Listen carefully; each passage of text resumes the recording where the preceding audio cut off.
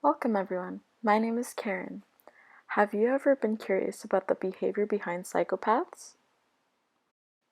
Before we get into any of this, why this topic, you may ask?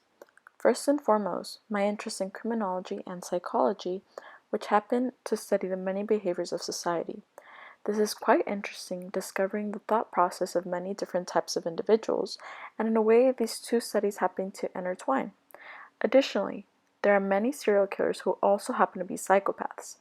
Have you also noticed that there is a plethora of biographies, movies, and books dedicated to them and their brutal actions?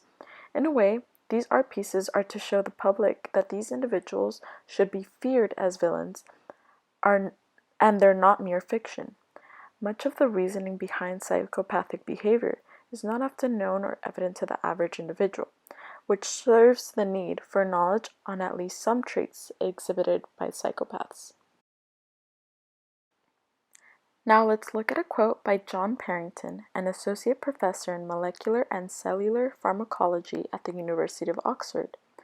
It seems possible that serial killers have somehow learned to view their victims as purely an object to be abused, or even an assembly of unconnected parts.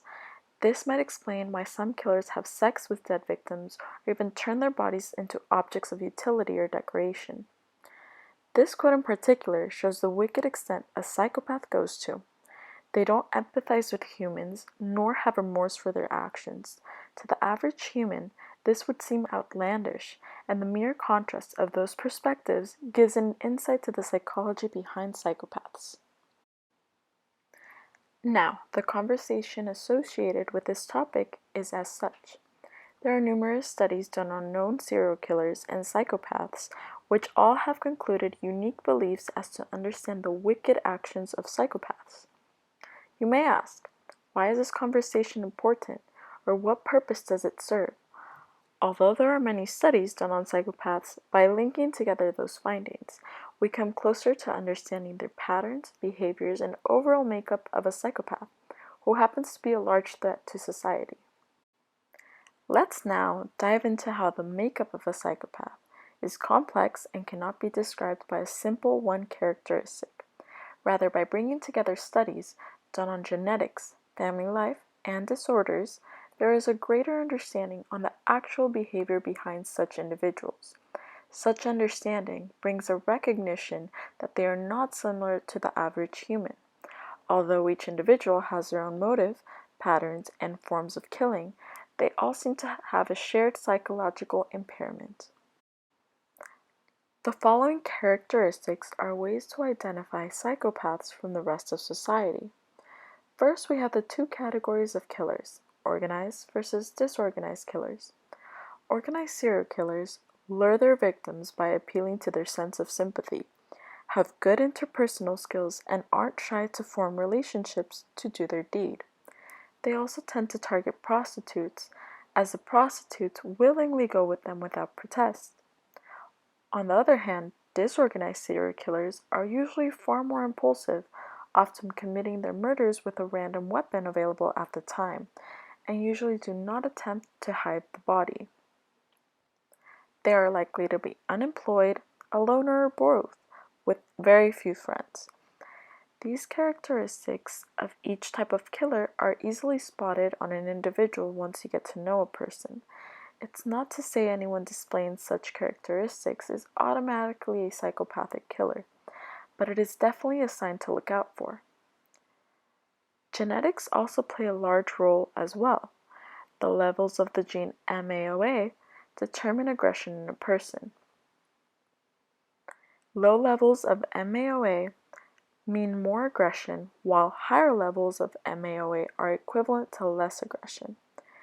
Genetics play a large role in psychology, and although to the naked eye one isn't able to see genes, aggression is definitely a trait we are able to see and can be associated to psychopaths.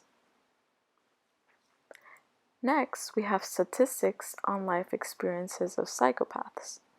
36% of psychopaths experience physical abuse, 26% experience sexual abuse, and 50% experience psychological abuse. These stats can be said to prove that the famous theory of nature versus nurture is true. In this case, that nurture plays a bigger role, as many serial killers are known to have developed disorders from trauma or neglect during childhood years, which carry on to adulthood in the form of killing, for instance. Here we have a walkthrough of what exactly goes on in the brain of a psychopath in an episode of Killing. Paul Harrison is a true crime writer and serial killer expert. He is familiar with serial killers after personally interviewing them. He discovered what exactly happens in the brains of those individuals in order to commit such violent acts. Nearly all of them have suffered some kind of trauma. They sit and will internalize that to the point where it's hatred. And this is how their mindset goes, so that anger is building up and building up and building up until such a point where they can't control it anymore. They're not going out for a kill. They don't know what they're going out for, the hunting. And in the flash of the moment, they will think that that people around them all be in control, and then all of a sudden it's happened. Once a victim sees me, they know what I look like. So again, snap judgment. I've killed them. Nearly all of them throttle the victim. And it's that kick that they get the power of life and death. That's when they make the conscious decision. I'm going out to do it again. Through this, we can conclude that serial killers have a deficiency of some kind that affects the psychological part of the body and leads to vicious and uncontrollable cycle of brutality that will unfortunately never end unless law enforcement intervenes. Through these traits and observations, we can come to a final conclusion, such that there are many factors that play into the way psychopaths develop to become the way they are.